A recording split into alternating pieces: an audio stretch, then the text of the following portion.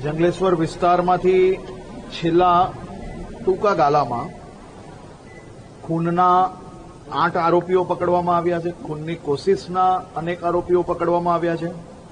મારામારીના કેસમાં 68 આરોપીઓને પકડવામાં આવ્યા છે. બલાત્કાર અને અપહરણના કેસમાં 15 કેસોમાં 19 આરોપીઓને પકડવામાં આવ્યા છે. ગેરકાયદેસર મંડળીના 89 આરોપીઓ પકડવામાં આવ્યા છે.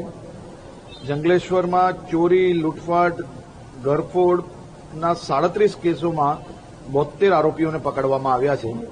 રાજકોટના પાસાના કુલ 187 કેસો થયા છે, જેમાંથી 58 કેસોના પાસાના કેસો એ માત્ર ને માત્ર જંગલેશ્વર વિસ્તારમાંથી થયેલા છે.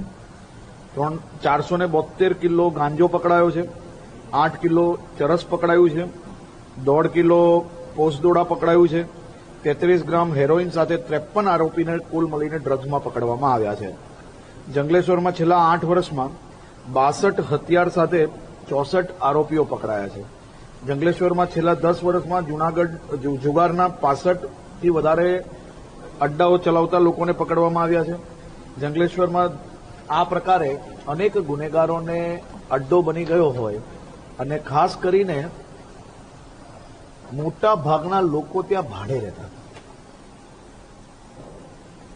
આ જે ગુનેગારો છે, જે લોકો ટપોરીગીરી કરે છે, એવા લોકોએ દાદાગીરીથી અનેક પ્લોટો પર કબજો કર્યો હતો અને એ કબજા કરેલા પ્લોટ પર મકાનો બનાવીને ભાડે આપવામાં આવ્યા. અને જે લોકો પોતે રહેતા હતા એમાં ત્યાં કોઈ નાના મકાનો નહીં, આલીશાન 2-2, 3-3, 4-4 માળના મકાનો બનાવીને મોટા બંગલાઓ બી નાના દેખાય એ પ્રકારની બી વ્યવસ્થાઓ અનેક લોકોએ ત્યાં ઊભી કરી હતી. આજે રાજકોટ પ્રશાસન દ્વારા આ સંપૂર્ણ દબાણ મુક્ત કરવામાં આવ્યું છે. રાજકોટના નાગરિકોની વ્યવસ્થાઓ માટે આ જગ્યા ખુલ્લી કરવામાં આવી છે. એટલે ખાસ કરીને જંગલેશ્વરનું ફેઝ 1નું ડિમોલિશનની કામગીરી શરૂ થઈ છે.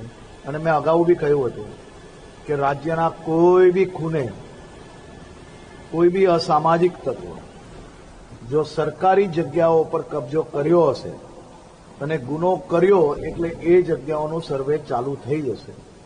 અને આ જંગલેશ્વરનું સર્વે બી અનેક ગુનેગારોની હિસ્ટ્રી ચેક કરતા જંગલેશ્વરનું આખું જે અસામાજિક તત્વોનો અડ્ડો હતો એ બી સાફ કરવાની શરૂઆત થઈ ગઈ.